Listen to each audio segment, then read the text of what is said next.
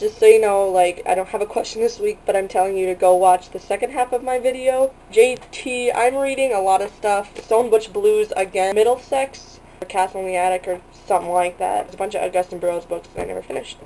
Caden, I think you asked if we had 11 total, what would we do with it? I'd get rid of that. Favorite dessert, Julian, you asked that? Shit. I like pie. And one of my pet peeves is people who are on the phone when they're, like, in a business, like, ordering something. I fucking hate that. Also, Cade, where's your favorite shirt? Adam, where's your favorite shirt? Put it up. For God's sake, you sound like an idiot. It's Wednesday here on Boys and Boys. And, okay, it's not actually Wednesday. It's Sunday. And we're in New York City at Glitz National Headquarters. Oh, I really wanted that thing. I just want to. I'm loving it. I'm here currently with a bunch of people, but more importantly right now I'm here with Nick and Leah. I'll put their links in the sidebar. But the topic this week is, have you ever denied being trans? If so, when did you finally decide on coming out? How'd you feel? Were you nervous, excited, blah, blah, blah? I did. I denied every, like, gender variation that I felt, or... This is your wrong practice. Rude! I think that the first inkling I had was, like, 2 summers ago, maybe 3, and I was terrified, and I denied it for a long time, and I was like, there's no way in hell that I could possibly be any variation of gender. So I decided that I was genderqueer for a while, and that was like 6 to 8 months, and then I finally came out as being trans because, can you guys... She's the one talking about Star Silverman being hot. Kiwi!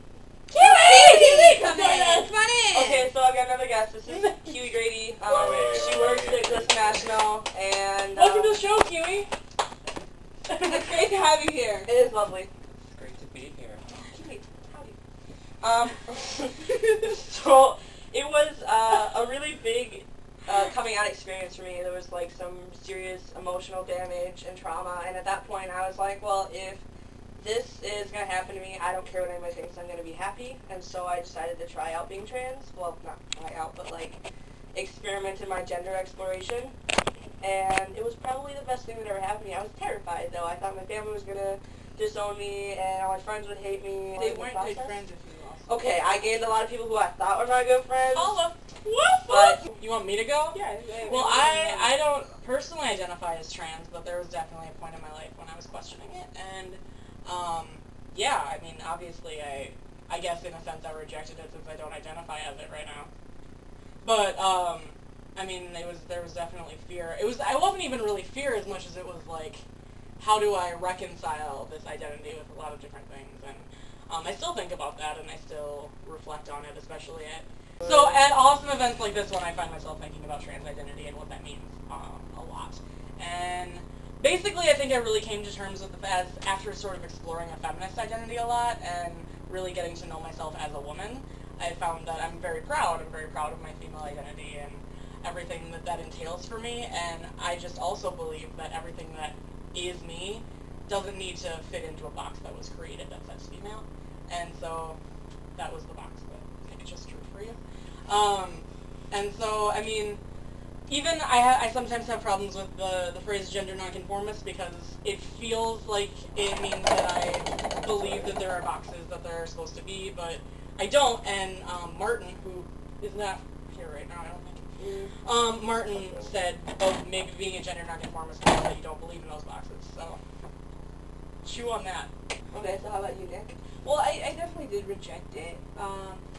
If you don't know, Guatemalan, it's Guatemala, Central America, not Mexico, Central America. Anyways, point is, it's a very conservative culture, and so I first came out as, you know, lesbian, very butch lesbian. My parents, well, my mom had a really hard time taking that in and accepting me, and so I started thinking about the whole trans thing. I started exploring into it, and I knew I was trans, and I just cannot bring myself to tell my mom or my family. So, So eventually, which is like a couple weeks ago, I came out to my sister, and then last week I came out to my mom. So I did reject it, but then I learned to accept it and to get over my fear and just come out. So how was coming to terms with it for you? I mean, obviously you knew, you denied it, but how, like, did you feel like liberated almost when you finally just accepted it? When I accepted it, well, it was because of you that I accepted it. Well, thanks, but, you know, once I came to terms with myself, I was just like, oh my god, I'm like, I got confidence now. I mean, not podcast, swagging like us. Cute. Would you like to touch on this topic a little bit? I don't think there was ever a time where, after I started going in the direction of taking on a trans identity, that I ever denied it, to myself at least. Sometime when I was 18, when I was in college during my first year, that's when I actually took on a trans identity. I don't think there was like a aha moment where, oh my gosh, I'm trans. I think it was a gradual exploration, and it just landed me in that space. Well, that's even way before I began to identify as trans. I definitely dealt with issues of gender nonconformity, of developing an extremely androgynous appearance, which made a lot of people really uncomfortable because they couldn't really put me in an easy box. They would oftentimes question me, like, are you a boy or a girl? It was rather just a setup for the punchline, which was, you're not a boy or girl, you're a he, she. Constantly harassed and bullied by that, not only by my peers, but also the teachers did that, strangers on the street, my family. The combined effect of all of that made my grades drop. I think I became depressed and felt low self-esteem, and it was, I think, a big precursor to what I would actually experience after I started identifying as trans. Did you come onto your family once you, like, settled in your identity? Yeah, once I started identifying as trans, I think I was in the closet for about 2 years, and the only person I knew at that time was my partner at the time, who was fairly supportive. When I started to come out, it was a huge, it felt empowering for me. It was incredibly scary for me. No matter where I go, I don't pass at all, and so I'm constantly being stared at, being called all kinds of names, have things thrown at me on the street and spit on. People ask me how much I cost, assuming that I'm available for sex work, and that's not a judgment.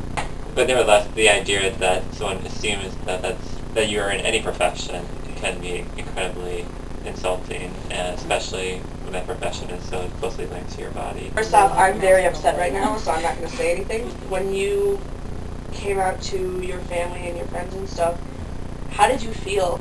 Well, to be honest, I don't think I've been necessarily success story in this way. I knew what my friends growing up were like, and so actually, in many ways, I kind of just removed myself from their lives when I started identifying as trans because I felt so unsafe. I did tell my parents early on, and their initial reaction was really negative. So it was a really painful experience, but at the same time, I'm really happy to know that over time, they've actually become pretty good allies. And now you're a part of an amazing organization like Glisten that, I feel like of the really well-known nonprofits that cater to all of the queer community, that Glisten is one of the most trained inclusive. Let's hear from Kyle. Yeah. Okay. Well, I'll probably make this like a... You can say that. I'll probably make this like part of my channel. So if you want to watch the rest of the video, go to my channel.